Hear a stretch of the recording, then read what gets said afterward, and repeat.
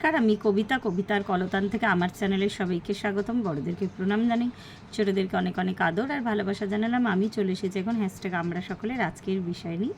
আজকের বিষয়ে আমাদের শ্রদ্ধেয় মিতা চ্যাটার্জি ম্যাডাম দিয়েছেন।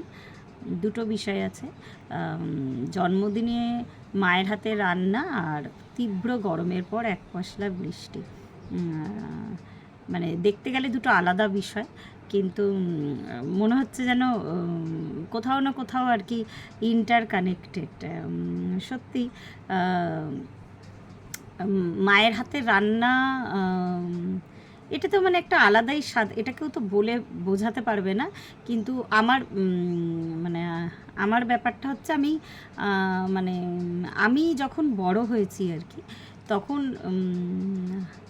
প্রথমে আমাদের রান্নার একদম ছোট বয়সে আর কি রান্না করার লোকজন ছিল। তারপরে যখন আস্তে আস্তে বড় হচ্ছি, তখন আমি মায়ের হাতের খুব একটা, মা রান্না করতো অকেশনালি, মানে খুব রেয়ার আর কি, রুটি লুচি এইগুলো আর কি বানাতো।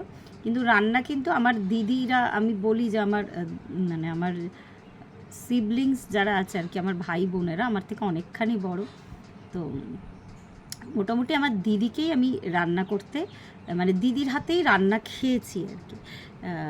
তো মা তখন অতটা রান্নার দায়িত্ব নিত না।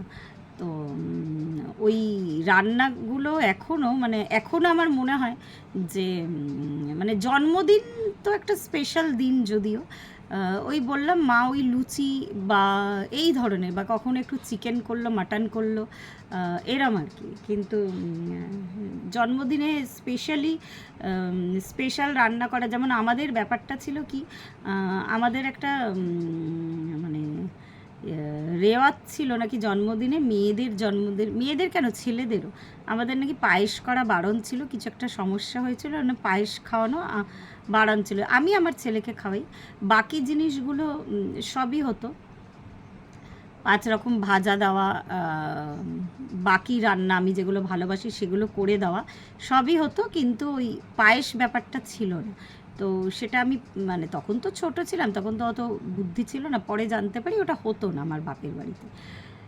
তো যাই হোক, ওই রান্না বলতে গেলে আমার মায়ের থেকেও বেশি আমার দিদির হাতে রান্না মনে পড়ে। ওর হাতে এমন কিছু আইটেম আছে যেগুলো সত্যি কথাই এখনও ভোলা যায় না।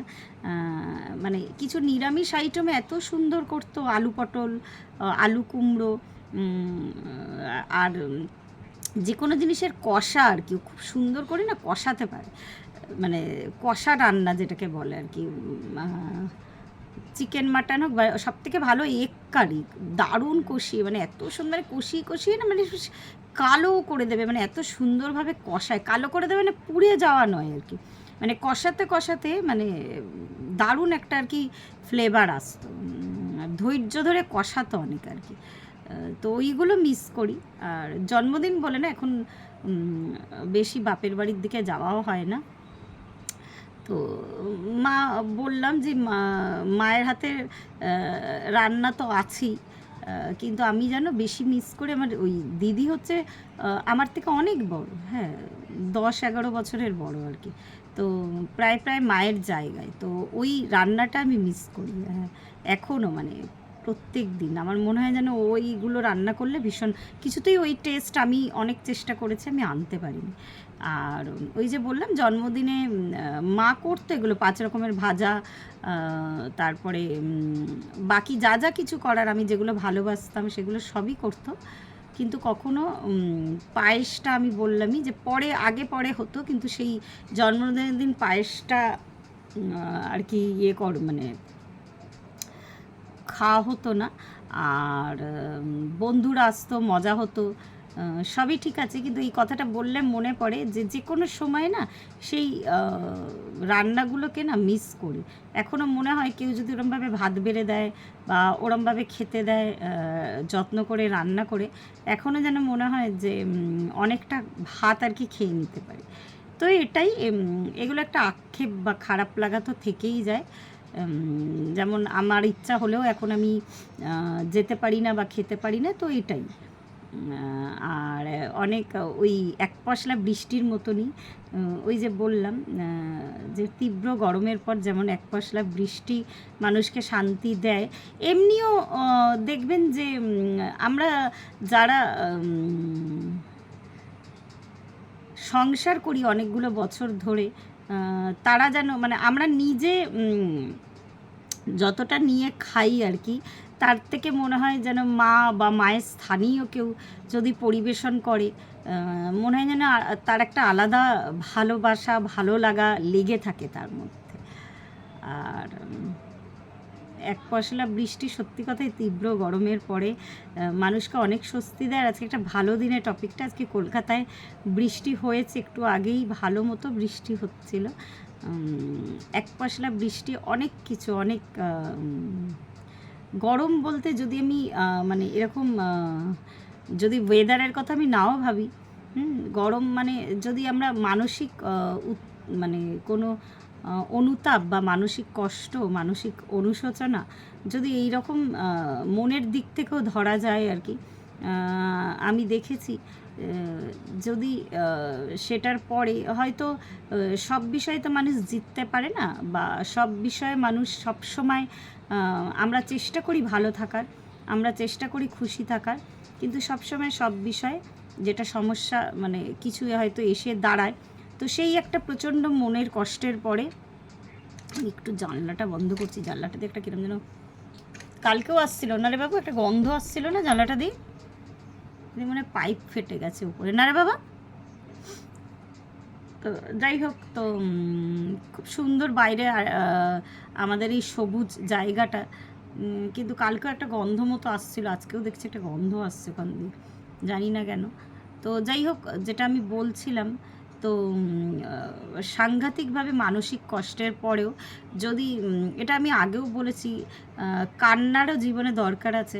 সবসময় যে লোককে দেখিয়ে কাঁদতে হবে, কান্নাটা কন্ট্রোল অনেকে করতে পারেন, অনেকে সবার সামনে কেঁদে ফেলে, কিন্তু আমি মোটামুটি পারি কন্ট্রোল করতে। তো একটু যদি একান্তে কেঁদে নেওয়া যায় না, অনেকটা অনেকটা, মানে এটা আমরা সবাই জানি, মানে একটা থেরাপির মতো কাজ করে আর কি। কারোর উপর রাগ দুঃখ অভিমান থাকলেও অনেক সময় আমরা সামনে গিয়ে বলতে পারি না, সেটা যদি মনে করে আমরা কাঁদতে পারি, বা অনেক সময় অনেক কিছুতে ফেলিয়ার হলে লোকের সামনে আমরা হয়তো সেই দুঃখটা দেখাতে পারি না, বা সবসময় দেখানোটা ঠিকও নয়। কেন সবসময় যদি আমি একটা অন্য মানুষকে আমার দুঃখের কথা, আমার কষ্টের কথা বলি, আমার মনে হয় যেন নিজের বোঝাটা তার ঘাড়ে আমি চাপিয়ে দিলাম, তাকেও কষ্ট দিলাম। আবার অনেক সময় অনেক ক্ষেত্রে অনেকে সুযোগও নেয়। তো সুতরাং আনন্দে থাকার চেষ্টা করি, নিজেকে বিশ্লেষণ করি যে হয়তো এই ঘটনাটা আমারও ভুল ছিল, বা আমার ওই রিয়াকশান না করলেও হতো। তো একটু যদি ব্যাকওয়ার্ড গিয়ে মানুষের চিন্তাভাবনা করে, দুঃখ আছে, দুঃখ সুখ দুটো নিয়েই জীবন। আলো না থাকলে অন্ধকার না থাকলে আলোর গুরুত্ব মানুষ তো বুঝতে পারে না। তো ওটাকে ওইভাবে যদি কেঁদে ধুয়ে দেওয়া যায়, আমার মনে হয় অনেক প্রশান্তি পাওয়া যায়। আর সবসময় একা ঘরে আমার মনে হয় যে একটুখানি নিরালায় বসেই কাঁদতে হয়, কান্নাটা সবার সামনে দেখানোটা ঠিক নয়। সুখটা অবশ্যই ভাগ করে নেবে, কিন্তু দুঃখটা একটু নিরালায় যাপন করবে আর কি, সেই দুঃখটা একান্তভাবেই তোমার। নিজের সুখটা কিন্তু ওটা বিলালে বেশি আনন্দ বাড়ে। আর সব কিছুই দুটোই আর কি, দুঃখ বিলালে দুঃখও বাড়ে, কিন্তু তোমার দুঃখের বোঝা, তোমার নেগেটিভিটি আরেকজনকে দিচ্ছ, তার থেকে তুমি সমালোচিত হতে পারো, বা কেউ তোমার সুযোগ নিতে পারে, অনেক কিছুই ফ্যাক্টর কাজ করে এই ক্ষেত্রে। তো আমার মনে হয় আমি দুভাবেই বোঝালাম, প্রাকৃতিক গরমের পরেও যদি সত্যি এক পশলা বৃষ্টি আসে মানুষকে আনন্দিত করে, ঠিক তেমনি অনেক মনোকষ্টের পরে যদি একটু হাউ হাউ করে কাঁদা যায় আর কি, তাহলেও মানুষ অনেক হালকা হয়। তো আজকে এই পর্যন্তই রইল। প্রত্যেকে ভালো থাকবেন, পরিবারের সকলকে ভালো রাখবেন। ধন্যবাদ।